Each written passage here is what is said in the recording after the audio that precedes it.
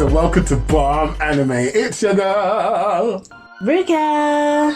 And Big Boy Summer here, bringing you another episode. Actually, bringing you the season finale of Tower of God. You know what it is. Let's get right into it. Ruka, I'm heated. Fam. I'm actually heated. I'm sorry, Ruka. No one's your turn to talk, but I'm heated. How could that I said it. How could that do that to that boy, fam? I think the joke's on her. Okay. She's out here, she's laughing because she's won. She gets to climb the tower. With the strongest team. Does she though?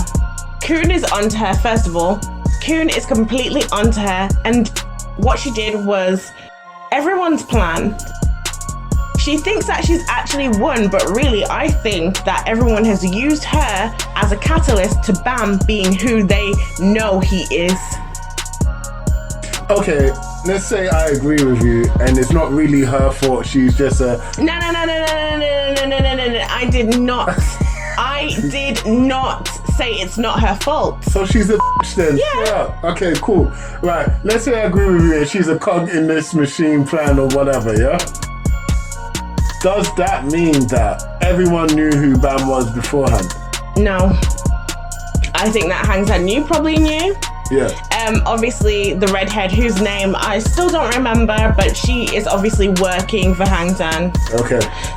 Also, Head On. Obviously Also, he knows. Head On Summer, sorry. Like Head On Summer is the Don. And Kun obviously clocked after he heard that sad story of Rachel's. Because he looks at her at the end and he was like, I hope you've got people around you. I hope you've got a friend left. Why would he say that? Because Kun is that guy. Look, remember, this whole season we've been saying Kun is that guy. It's just further proof. Look, I knew I did not like Rachel. But this episode disgusted me. The way that they actually wrote this episode was really good, using the last episode where Baam was speaking to Rachel plus her inner thoughts. That really helped to bring it together. But this episode also helped me to realize that they never wanted us to like Rachel whatsoever. Even Ho got a sad backstory about why he did what he did. With Rachel, she got nothing. She got nothing but her actions and the words behind it. So they wanted us to see her as the villain from early on, and that's probably why we hated her, but we couldn't put our finger on just why we hated her so much. How can you be jealous of the person who literally worships your footsteps, bro? She feels like you don't deserve it. He don't deserve her. Come off the block, fam. Rachel, he is 10 times the man you deserve, fam. Even 100, maybe. Whoa. Straight up, I said it. Look, with Rachel, she's here so mad at everything that Baam has, but she didn't put in any work. So she's mad because he's got all the friends around him when all she did was stay in her room the whole time and speak to no one. Yet Baam fostered relationships, he helps people out. He's just been kind-hearted, just to everyone. To be honest, Baam has never ever lied about his intentions. From day one, he said, look, I'm looking for this girl, innit? That is what I'm here for. I'm not here for nothing else. I don't give one toss about no tower. I don't care about prestige. I don't care about Shinzu. All I want is Rachel. Are you guys down to help me with it? Bruv. And if you need backing, I'ma back you. And Baam has delivered, except for the backing part, because I ain't seen him do much. But this betrayal, bruv. I thought it was hard last episode, but this episode, knowing what she was thinking beforehand, hearing Rack do that cry, bro. Rack's cry really got to me, you know. I'm feeling emotion, bro. What's going on? That was a real grief cry, you know? Oh. From the gut. And also, it wasn't really Rachel's inner thoughts that got me. That wasn't what got me, really. It was after the fact, after everything, when she was in her room by herself and she just started laughing. You feel nothing. Kun, do me a solid, fam. Get rid of her. Do it. I don't know how. Just get rid of her and make it look like an accident. You know you got the capabilities, bro. Man worships you. He's the super duper simp. He's so simpy that no one can be upset at him at how simp he is.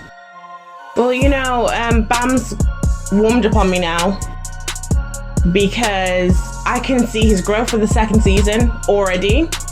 He's got some conviction in him. I'm not really sure what exactly the answers are that he wants to find. I'm hoping that it's not completely Rachel related. Like, okay, I understand if he wants to know why she would do what she did. He deserves to know that, but I don't want him to just be doing that. He needs to come with something else for season 2. He's going to be training, which is what I mentioned a couple episodes ago. I was like, why isn't this guy training? Everyone trains, man. Does he not know he's in an anime? Asta. He needs to go train, which he's gonna do. So we're probably gonna see him stronger. His Shinsu use is gonna be better. He might have some new powers. We don't even know because we don't know the extent of his powers. If and Quant are also heading up the tower to find out the truth about the tower. And then you've got Hang Sang-yu. He's got some dealings with where he wants, but he said find out if Baam has what we have been looking for. So it has nothing to do with getting rid of him, which was obvious. It's obvious no one was trying to get rid of this guy, like just stop him from climbing the tower. And then you've got Yuri, who is waiting for him on the 47th floor. But unfortunately, Baam does not know that because he did not get to speak to Shibisu, who has the little feather pendant. I don't know, whatever the hell it was. Yeah. He was supposed to pass the message on to Baam, but obviously that has not been able to happen. So for season 2, we've got a lot of content that they have got to pull from for the upcoming season. I can't wait for it, to be honest. There's 2 types of good anime. There's your anime that it's just your standard good, I can't wait to see next episode. And then there's your anime that goes, why isn't next episode here now, tomorrow? Like I want it right this second after I've seen it. I've come to the end of a very good anime, and like season 2, can I see you next week? Like, please? Why do they want the princesses to think that Baam's dead? I think it was Hang Sang-yu who said now all the princesses think that he's dead. Why was that important? Well, that's what I want to know. I kind of have a theory on that. Go on. So a few episodes ago, I said that Baam was the king of jihad. And which is a possibility. I still think that's a possibility. And so, for example, if you're the king of jihad and the princesses are like, you know, just there for you, they still want to protect you. Do you get what I mean? And if all of them found out that he was dead, they're going to be running amok. It might be an order thing because Hang Sang-yu is all about that order. Do you get what I mean? He wants that law and order to be abided. He might go about it convoluted, but that's what he wants. So he doesn't want these strong military powers running amok in his tower. That is what I'm saying. I don't know how much sense that makes, to be honest. Obviously, someone is in the place of Baam currently. Because regardless, whether Baam lost his memories or not, it shouldn't change the person that he is to such an extent. So I can't see this Baam here that we have in front of us saying to the princesses of jihad that you can't procreate or you can't do any of this kind of stuff. I can't see that coming from his mouth. That would be a very different person. My belief is that whatever happened to make Baam lose his memories is in direct relation to the guy who's at the top of the tower now. So he could have got to the top of the tower and his wish, because you can wish for anything, right? You can become a god. I'm pretty sure you could replace the king. I'm pretty sure you could make him lose his memories. I'm pretty sure you could banish him from where he's at. And you're saying my guy did all 3? I'm saying that is a possibility. I can't see. I'm saying that if your theory is correct, that Baam is the king, he's not the king that we have been told about. Okay, I get you. Or maybe he is. Yeah. Because we had Lopo Biren doing things off of his own back. Like I said to you, the king didn't tell him to do all the stuff that he did. Yeah, all the cruelty was directly from himself. He was only told to go and get the swords. But when the king is gone, what happens? All the subjects that are around have to keep it quiet. You can't say that the king has gone mad, Game of Thrones. Jeez. You've got to cover for the whole situation. That's why you got to end everything and anyone who can sort of mess it up a bit. Is that why Han Sang-Yu's gotten in? Lee Poverian was gotten in. Just the princesses don't know. Look, to be honest, I don't know what's going on. I don't have a concrete theory for what's going to happen in season 2. All I know is that I can't wait. I want to know what's going on. And I want Rachel to suffer. You know in Fullmetal Alchemist Brotherhood, where Mustang was facing that homunculus and just kept blasting fire and fire and fire over him. That's what I want to happen to Rachel. I'm just saying. Wow. I've said it.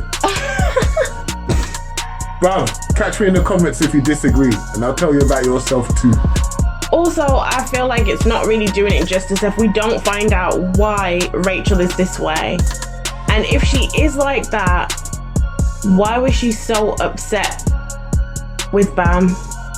What about all the other people who were strong that are here, or stronger? Why does she hate him so much? What about how did she find it in her to teach Baam everything? Because did she start hating him from when she got through the gate or before?